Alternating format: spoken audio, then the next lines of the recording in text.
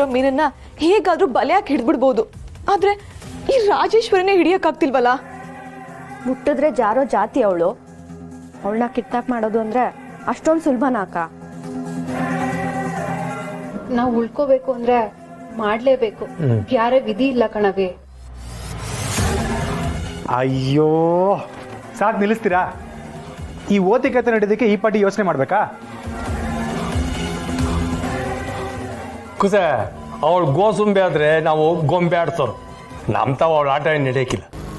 ಮಮ್ಮಿನ kidnap ಮಾಡೋ ಜವಾಬ್ದಾರಿ ನಮ್ದು, ನೀವೇನು ತಲೆ ಕೆಡ್ಸ್ಕೊಬೇಡಿ.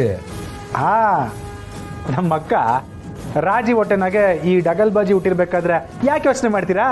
ಮಾವ, ನೀನು ಹೊಗಳ್ತಾ ಇದೆಯಾ ಇಲ್ಲ ಉಗಿತಾ ಇದೆಯಾ?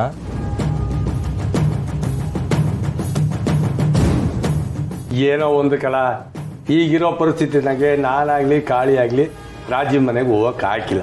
ಎಲ್ಲ ನೀನೇ ಮಾಡಬೇಕು. ಅದನ್ನ ಹೇಳ್ಬೇಕಾ ಡ್ಯಾಡಿ? ನಾನು ಈಗಲೇ ಹೋಗಿ ಮಮ್ಮಿಗೆ ಮಂಪರ್ ಬರೋ ಔಷಧಿನ ರೆಡಿ ಮಾಡಿ ಇಟ್ಟಿರ್ತೀನಿ. ನಾನು ಫೋನ್ ಮಾಡಿದಾಗ ನೀವಿಬ್ರು ಅಲ್ಲಿಗೆ ಬಂದರೆ ಸಾಕು.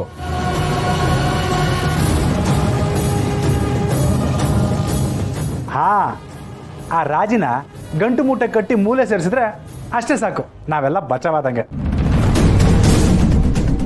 ಏನ ಅದು ಗಂಟು ಮೂಟೆ ಕಟ್ಟಿ ಬಚಾವ್ ಮಾಡೋ ಅಂತದ್ದು?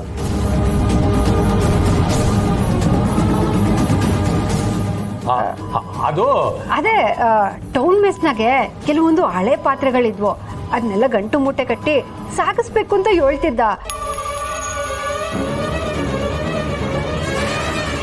ಅಲ್ವಾ ಕಾಳಿ?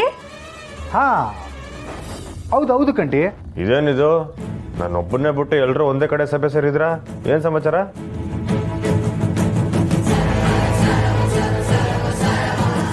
ಸುಮ್ಮನೆ ಹಾಗೆ ಮಾತಾಡ್ತಿದ್ವಿ ಬಾವ, ಅಷ್ಟೇ.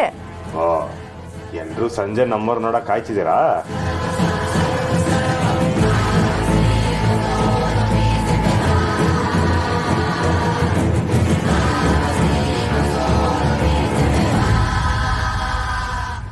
ಯಾರು ಕಾಯ್ತಿದ್ರೋ ಇಲ್ವೋ, ನಾನಂತೂ ಸಂಜೆ ಯಾವಾಗ ಆಯ್ತದೆ ಅಂತ ತುದಿಗಾಲಲ್ಲಿ ಕಾಯ್ಕೊಂಡು ನಿಂತೀವಿ.